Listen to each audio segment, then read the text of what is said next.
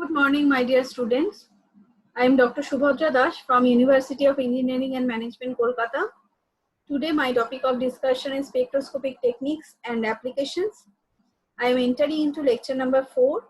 In our previous lecture, what we have covered what is spectra, what is spectroscopy, different range of different division of electromagnetic radiation, and we have learned about UV visible spectroscopy, the range of UV visible spectroscopy, the instrumentation part, the utility, and how it works, what is the origin of UV visible spectroscopy. That part we have already covered. Today I'll start a new topic, that is IR spectroscopy. What is the full form of IR? The full form of IR is infrared spectroscopy, right? Now, what is the origin of this kind of spectroscopy? In IR spectroscopic process, the quantum mechanical energy level observed in IR spectroscopy are because of molecular vibration.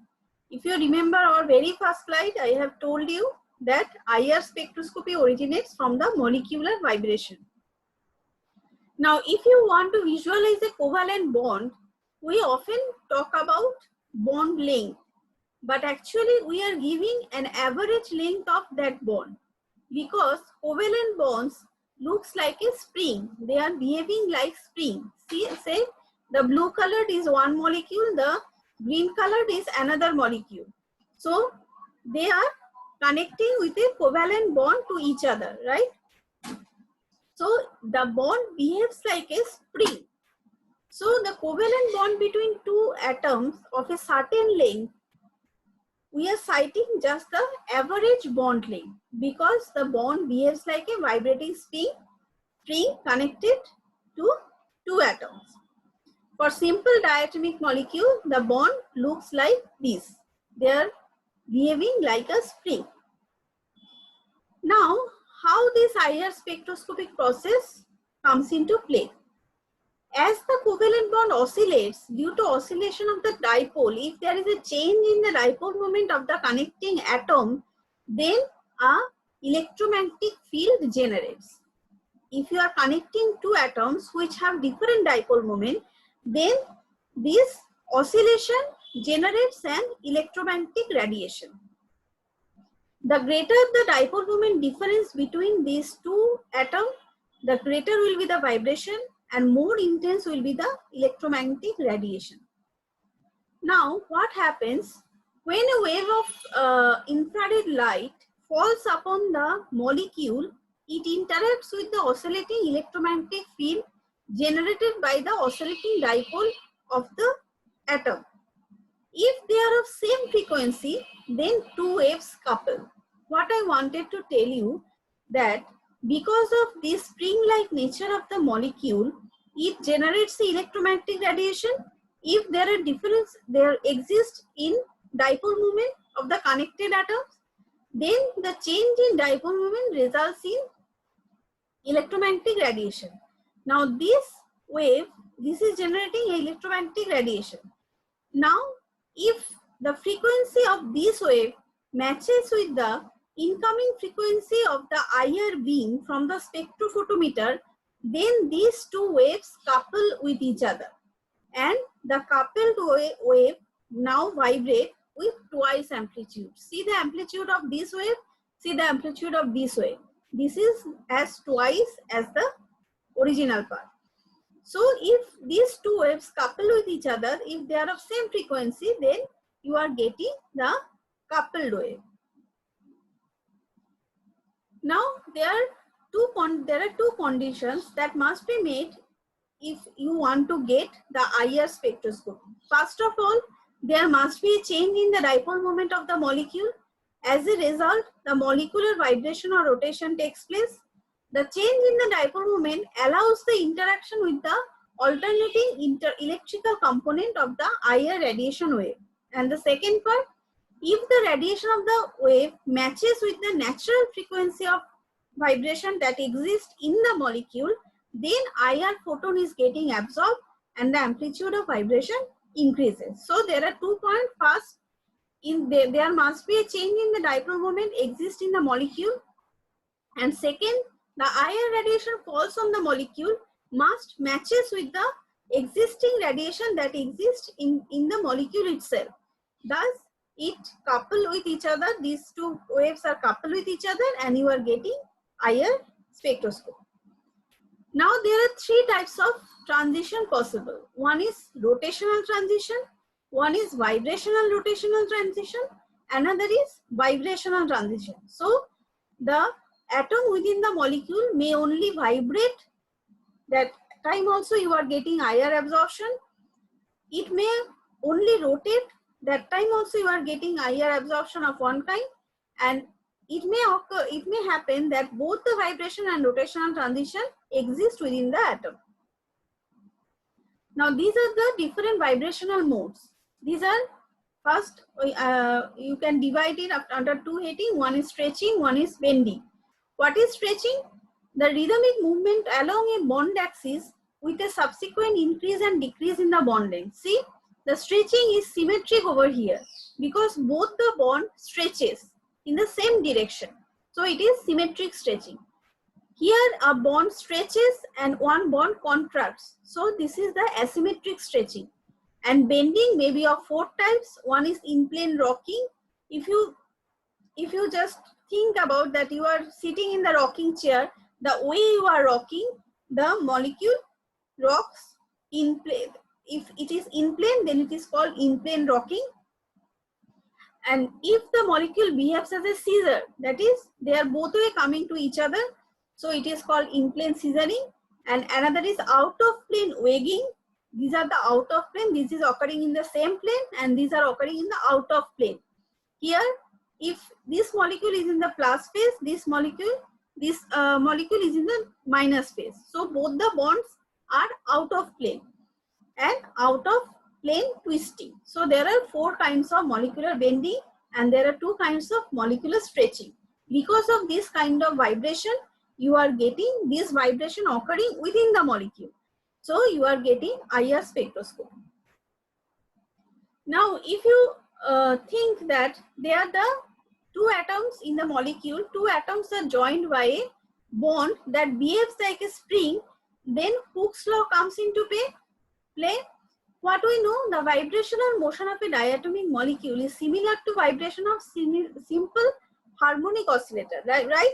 So for simple harmonic oscillator, Hooke's law comes into play, which tells that F is proportional to minus x, where F is the force and x is the displacement. So F is equal to minus kx. Now, frequency of the simple harmonic motion can be given as nu is equal to 1 by 2 pi root over k by mu hertz. What is k over here? K is the force constant. Mu is the reduced mass, and you can express this through wave number also. If you use wave number, then the equation become 1 by 2 pi c root over k by mu.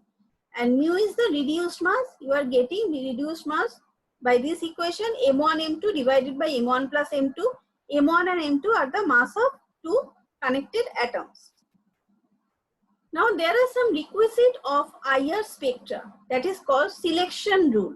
What is that? For quantum mechanical theory, we can predict that there are some permitted vibrational energy. Not all types of transition, not all types of vibrational transition are allowed in the IR spectra. There are some allowed transition, there are some restricted transition. So the allowed vibrational energies can be expressed as E is equal to nu plus half h nu 0, where nu is the frequency, and sorry, here nu is the vibrational quantum number. Nu is the vibrational quantum number and its values are an integer, either 0 or 1 or 2. And nu 0 is the fundamental frequency. Now the selection rule is delta nu, that is change in the vibrational quantum number, must be plus minus 1. So it is not 2, it is not 3, it is not 0, but plus minus 1. So it can jump to the just next higher level or it can jump to the just next lower level. So see, if you put 0 over here, what you are getting? E nu is equal to half H nu. See, E0 is equal to half H nu. If you put over 1 over here, you are getting 3 by 2 H nu 0. So 3 by 2 level is also possible. If you put 2 over here, then 5 by 2 level is also possible. So half H nu, 3 by 2 H nu, 5 by 2 H nu 0, this kind of vibrational transition is possible in case of IR spectroscopy. Now, in the ground vibrational state, the molecule has a vibrational energy where the ground vibrational state means where nu is equal to 0. There also you are getting E nu is equal to half H nu 0. This is called 0 point energy, which signifies that a molecule must always vibrate and can never be at rest. There is something called fingerprint region. Now tell me, what is fingerprint? You know that fingerprint is unique to each person. Your fingerprint will not match to any person existing in the world. My fingerprint will not match with any person existing in the world. So fingerprint is a unique feature of a particular entity, right? So here also one region exists. The in this plot, the wave number is plotted along x-axis. So 1200 to 700 centimeter inverse wave number region, the vibrational frequencies are affected by the entire molecule, and this is called fingerprint region. Why?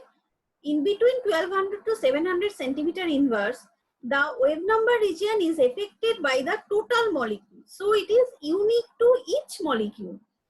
Absorption in this fingerprint region, it is characteristics of the whole molecule and give the pattern characteristics of overall skeletal structure. So it will be unique for each of the molecule. This region finds widespread use of the identification purpose by comparison with the library spectra. That is, in your library, IR library, you are having some spectra, right? Now you are comparing that your sample spectra that is unknown to you. You don't know what sample you are getting. If you compare this unknown spectra with the library spectra that you know what compound it is, then if it matches the fingerprint region, if matches, then you can tell that these groups are present in my spectra, like CH3, CO, CH3. For carbonyl group, there are certain wave number. If the unknown spectra and the known spectra matches, then you can say that carbonyl group is present in my structure. So fingerprint region is such a region which is unique to each molecule. Then it helps us for identification purpose. This region gives a very complex structure, and complexity leads to uniqueness. Now these are some application of IR spectra. First of all, it helps to identify the compound. It detects the impurity within the sample. It ascertains the hydrogen bonding in the molecule. Hydrogen bonding you can detect by seeing IR spectroscopy. And it distinguishes between positional isomer in a compound. IR spectra may also be used for rapid quantitative analysis for a mixture of compound, like pollution measurement, like milk analysis, like this. These are few questions I have put here, for you will solve this. You heard the lecture, so it is very easy for you to solve all the questions. Thank you all for your kind attention.